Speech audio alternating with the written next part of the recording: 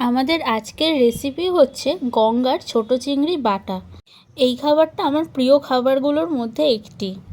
তোমরাও করে খেয়ে দেখো, আশা করি তোমাদেরও ভালো লাগবে।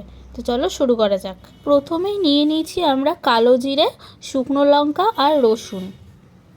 এই যে এখানে রসুনগুলো থেতো করে নিয়েছি।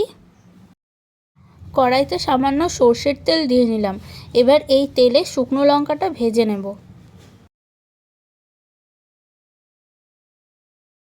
কালো জিরেটা দিয়ে দিলাম। এবার চিংড়িগুলোর মধ্যে একটু নুন হলুদ ছড়িয়ে সেগুলো ভেজে নেব। চিংড়িগুলো একটু কড়া করেই ভাজতে হবে।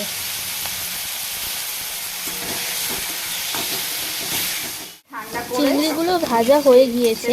এবার কিছুক্ষণ ঠান্ডা করার পর মিক্সিতে দিয়ে দিলাম পেস্ট করার জন্য। শুকনো লঙ্কা, ফার্স্টে শুকনো লঙ্কা দেওয়া হয়েছে, তারপর চিংড়িগুলো দিলাম।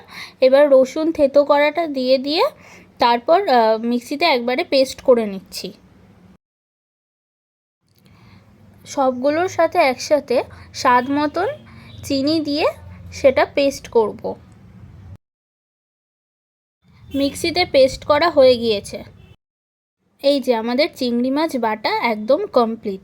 তোমরা বাড়িতে করে খেয়ে দেখো, কেমন লাগলো আমাকে কিন্তু অবশ্যই কমেন্টে জানাবে। আজকের মতো এইটুকুই, টাটা।